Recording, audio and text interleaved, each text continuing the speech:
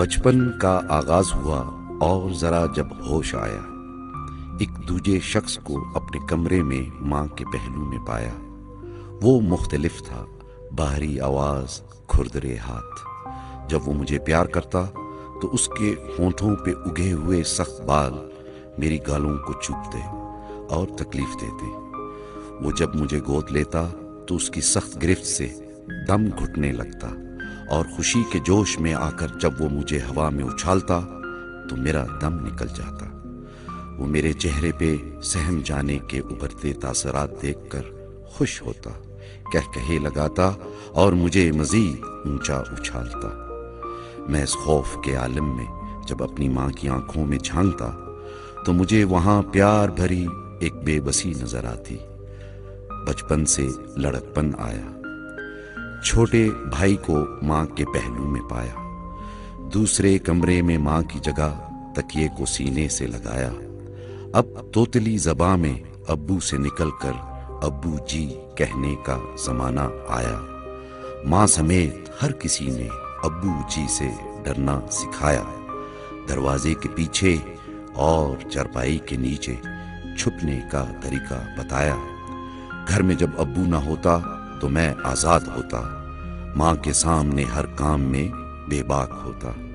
لیکن ماں کی اس بات پر کہ آج ابو کو تیری شکایت لگاؤں گی، دل دہل جاتا اور میں سہم جاتا، اور پھر ماں کا ہر حکم بجا لانے کی کوشش کرتا۔ ابو کی کل کی پٹائی مجھے یاد تھی، وہ میرے منہ پہ تھپڑ، وہ میری کمر پہ لات، اور غصے میں نکلی ہوئی ہر ایک بات۔ لیکن یہ بھی یاد ہے کہ ہر پٹائی والی رات میرے کمرے میں مجھے سویا پا کر سنائی دیتی تھی بلی کے پاؤں کی چاپ، ان کے تماکو بھرے سانسوں والے بھوسے، اور میری زخمی کمر پر ان کے کھردرے مرہم بھرے ہاتھ۔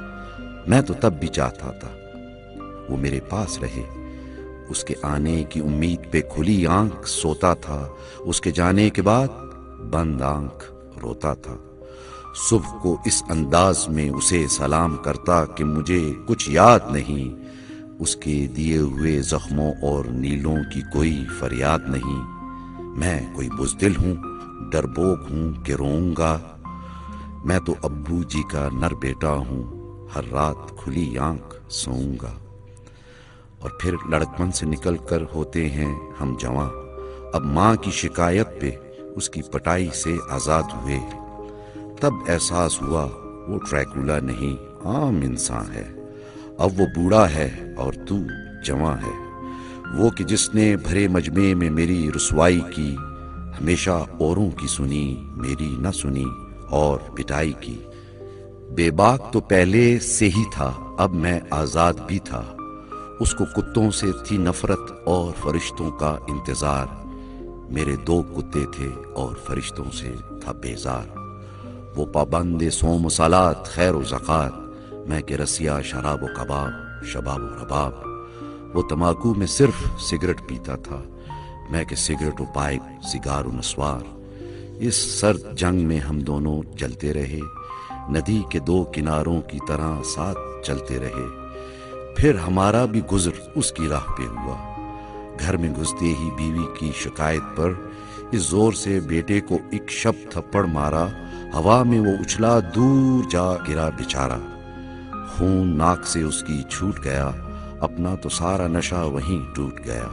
گھر سے باغ اٹھا، مزید دیکھا نہ گیا۔ پریس کلب کے فرش پہ کھلی آنکھ سوتا رہا، بند آنکھ روتا رہا۔ رات بھر نہ سنائی دیے بلی کے پاؤں کی چاپ، نہ تماکو بھرے سانسوں کے بھوسے آئے۔ صبح سویرے بیٹے کے کمرے میں جا کر اس کے سینے سے لگا ہوا تکیا ہٹایا، اس نے میرے ہی انداز میں مجھے سلام کیا، اپنی سوجی ہوئی ناک چھپاتے ہوئے کہنے لگا، رات کدھر چلے گئے؟ امی پریشان تھی اور کھلکھلا کر بولا، آج میں اسکول بھی نہیں جاؤں گا۔ ہم باپ بیٹے گلے لگے اور میں نے اس سے معافی مانگی۔ اس دن جی بھر کے کھلی آنکھ سے رویا اور بند آنکھ سویا۔ نکالو اپنے بنٹے اور پتنگے جو تم نے اسٹور میں چھپا رکھی ہیں، گھر لے آؤ وہ کبوتر جو دوسروں کے گھر میں پال رکھے ہیں، اب ہم مل کر کبوتروں کو دانہ ڈالیں گے، بنٹے کھیلیں گے اور دوسروں کی پتنگوں پر ڈورے ڈالیں گے۔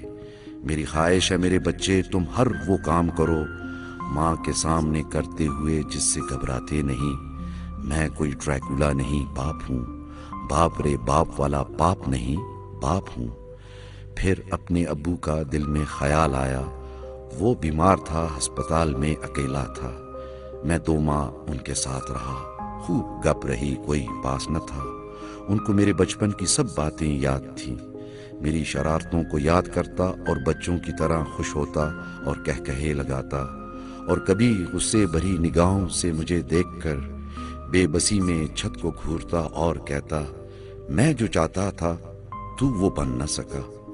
ابو کی آس سن کر احساس ہوا، ان کی آس کے مطابق تو کچھ بھی میرے پاس نہیں۔ میری دعا ہے یا رب کہ روز حشر میدان محشر میں مجھے میرے باپ کے نام سے اٹھایا جائے، مجھے اعظم ابن احمد کے نام سے پکارا جائے، مجھے اعظم ابن احمد کے نام سے پکارا جائے۔